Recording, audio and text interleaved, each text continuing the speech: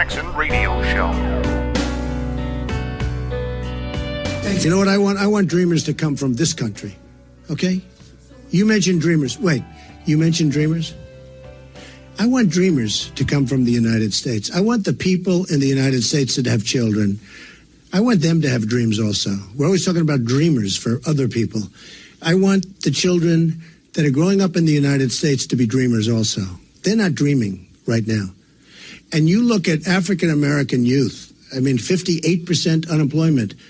You look at African-Americans in their 30 years old and they're 40 years old, and we have an African-American president, and he has not done anything for the African-Americans in this country, okay? And he got a free pass, and he shouldn't have. Because if that were me or if that was somebody else, we would be taking over the calls, believe me. It would not be a good situation. President Obama has done nothing for the African Americans. You look at African American youth, you look at African Americans that are 30 years old, 40 years old, and 50 in their prime, the prime, and take a look at their statistics. It's very sad. Welcome back, everybody. Kevin Jackson here. I got to tell you, that is the knockout blow to the argument of dreamers. And leave it to Donald Trump to take something that the left has made, popularized the term dreamer. Some kid, some poor little Mexican kid coming to America unknowingly by his criminal parents and living the American dream at the expense of the American taxpayers. And they say, oh, well, there are 800,000 dreamers in America and you can't do anything about it. They didn't know. They give you all these excuses. And look, I sympathize. I certainly do. We had somebody call the show. They left a message and said something along the lines that a lady took her kids into Mexico. I don't know who she was. She prostituted her daughter, sex trafficking her own child. Had 5 kids. One of them she was sex trafficking. The Mexican government found out about it, arrested the woman. I believe she's a U.S. citizen. Put her in prison, sent her kids back to the United States. Now, I don't know what ages they were. I don't know whether they had adjusted to Mexican culture. No idea. But here's what I'll tell you the Mexican government did. They didn't worry about the dreamers.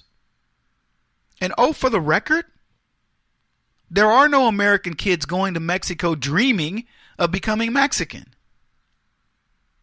And I don't know why, other than the culture, because I certainly love Mexican culture. They have a beautiful country. But why is it that they don't have an influx of American dreamers, people wanting to live the Mexican dream? There's no influx of Americans going to any country in the world saying, we're dreamers. When we go as retirees and say, you know what, we've loved America, but now we're in our waning years. We want to go look at beach in Belize or whatever. And they go and live out the remaining years and do whatever they do. But we don't inflict ourselves on other countries and then say, well, we're dreamers. But I love what Trump did there. Folks, I want you to understand the power of what he did and what he said. He turned dreamers back on the left. He turned it on them by saying, you know what? You're killing the dreams of Americans. See, we have dreamers here in this country, and they can't dream. And you know why? It's because of you. It's because of your ilk. It's because of people like you. Y'all want me to preach? I'm going to play a clip from a guy. He's a fool. His name is David Banner. And I want to explain him, and then I'm going to come back to dreamers. But I want to talk about what is pervasive in the black community. A person like this actually gets to go out and give speeches for money. Black people love hearing this clown. And I want you to hear what he has to say. He talks about religion, and he talks about white folks versus black folks. And look, I could spend, and probably will, go ahead and spend this segment and the next segment juxtaposing Donald Trump's vision for black America as it pertains to guys like David Banner who are out there preaching hate. And it's so wrong on so many levels. Here's the clip. You said that religion was for the weak. Mm-hmm. Can you kind of expound on it just a little bit? You trying to get me in trouble, huh? What I said was religion is for the weak and uninformed. Yes, you did say uninformed. What it is this. The people who give you religion also usually control the population, right? Whoever owns that particular type of Bible, they are usually the ones that own the populace, right? The religion has all of these rules that you're not supposed to do, but the people who gave you those books, they're not abiding by those rules, are they? White folks killing our kids every damn day, aren't they? Now, I'm going to stop it there for just a second because I promise you, folks, if you buy into anything you said so far, number one, you're crazy. But if you think he's a lunatic, wait till you hear the rest. But I want to stop for a second, and I want to talk about the concept of religion with him. This is a black man who is firmly rooted in religion. When he talks about black versus white, Africans have been practicing some form of religion our entire lives. I mean, go back to the roots of Africa. We've got some idea. It may be wrong. Christianity was brought to Africa. And when you hear the rest of the clip, you'll understand how he says that our minds were corrupted with with whiteness, if you will. And so we now self-hate. He says most black people are self-haters. We hate who we are. Look, I'll tell you this. I don't know a lot about African culture. I don't. I've been there and enjoyed the culture.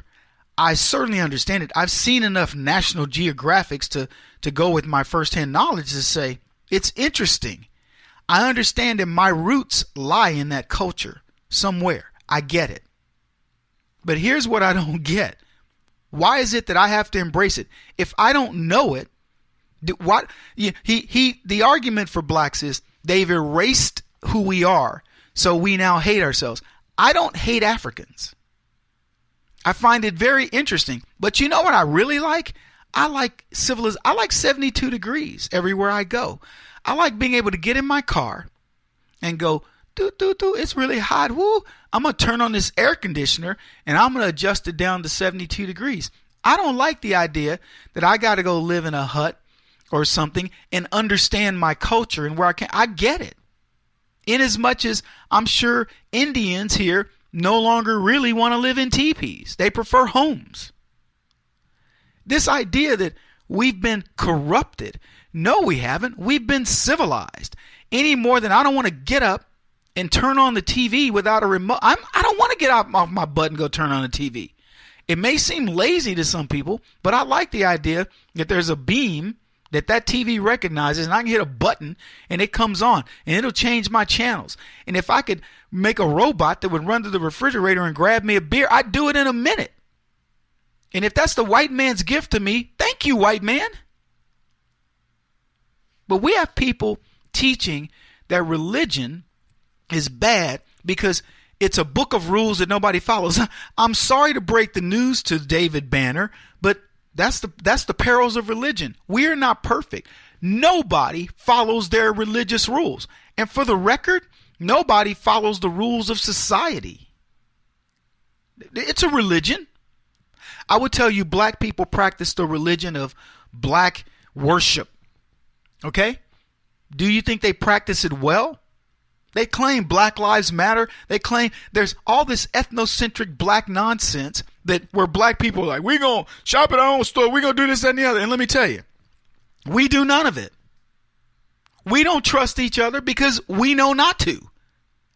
It isn't based on some white man telling me, Kevin, man, you better not trust your cousin Eric. Listen, Kevin, you shouldn't trust Eric. You know, he's I'm just saying. No, if I don't trust my cousin Eric, it's because of what my cousin Eric did. And he didn't get it from some white dude. But we're teaching that there's some evil out there lurking. And guys like Banner are doing it. And what Donald Trump does when he says we have dreamers in the black community, and those dreams are being snuffed out by people like David Banner, by people who teach nothing but hate. They're dreaming. These kids want to be better. They want to stop thinking in colors.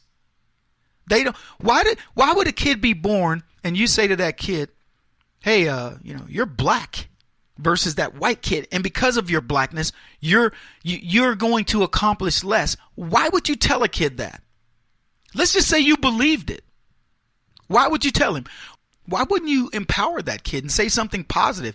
If you believed that by virtue of his, if you said something like, you know what? I'm going to expect you to work hard because, nothing comes easy in this world. I mean, where's the pep talk? There is no pep talk. So Donald Trump is taking the term dreamer and he's turning it on. I love this. Donald Trump is a marketing genius. He's saying, you want to know who the dreamers are? I'll redefine it for you. It is these young black kids who are being brainwashed. They have been stolen. Their dreams have been stolen. Kevin Jackson on the Black Sphere Radio Network. Do you owe back taxes to the IRS or state? The secret to avoiding the IRS nightmare is to seek professional representation. My friends at Security Tax Associates provide the most cost-effective and ethical representation in the industry while helping to avoid seizures, levies, and wage garnishments. Security Tax Associates is here to ensure that the appropriate steps are taken to permanently eliminate any possibility of future tax burdens once and for all.